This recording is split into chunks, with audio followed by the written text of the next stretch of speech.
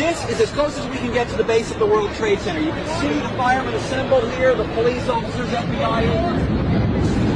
Towers, huge explosion now.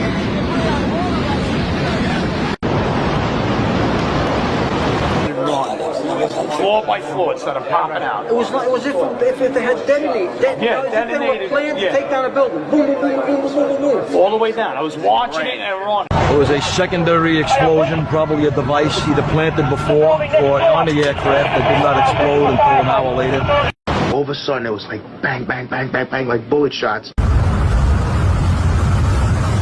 I saw from the corner, boom, boom, boom, boom, boom, boom, boom, boom, boom. Just like 20 straight hits. Just went down. Did you know that a third tower fell on 9/11?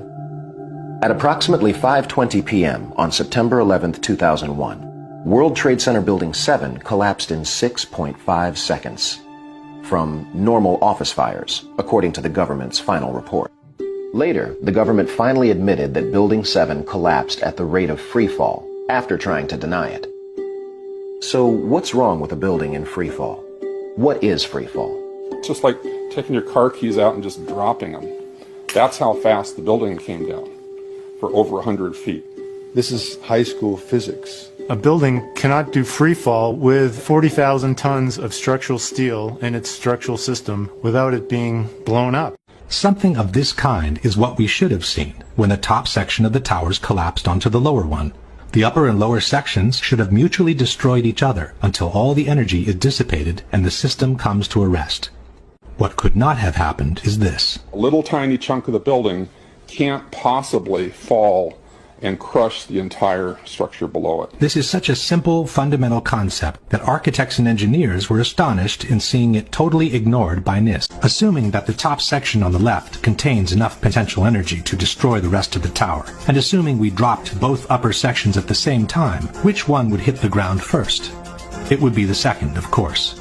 As it finds no obstacles in its path, the section on the right would quickly accelerate to free fall speed and maintain it all the way to the ground. The section on the left instead needs to use some of its energy to destroy the structure below, so it could never achieve free fall speed.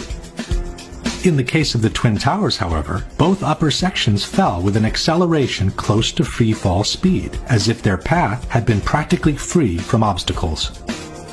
It took each tower between 10 and 12 seconds to collapse to the ground, while an absolute free fall time would have been 9.2 seconds. In other words, both upper sections of the towers found enough energy to destroy 80,000 tons of healthy structure below while accelerating to near free fall speed.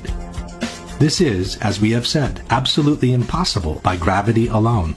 The only way that a building can accelerate as it collapses is by having pre-engineered, precisely timed, and precisely placed explosives. In other words, controlled demolition. Another element suggesting controlled demolitions are the so-called squibs, the puffs of debris that were noticed on the sides of both towers as the collapses took place.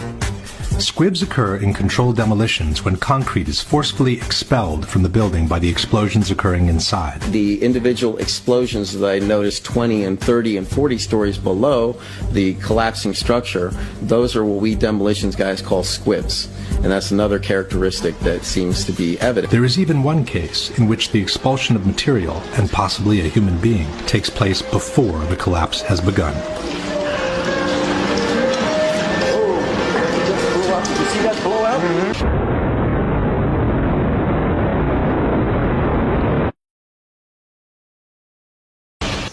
Pancake theory, according to which the fires, while not melting the steel, heated it up sufficiently to cause the floors weakened by the airplane strikes to break loose from the steel columns, and this started a chain reaction. So you would expect then from that theory, which is the official theory, to see a whole stack of floors piled up on top of each other and then a spindle of core columns standing too. The core of each of the twin towers consisted of 47 massive steel columns. If the floors had broken loose from them, these columns would have still been sticking up into the air 1,000 feet.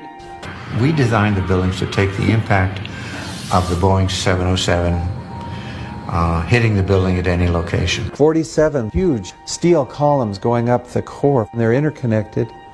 How do you get them to fail simultaneously, so the core disappeared. It looks like those core columns were cut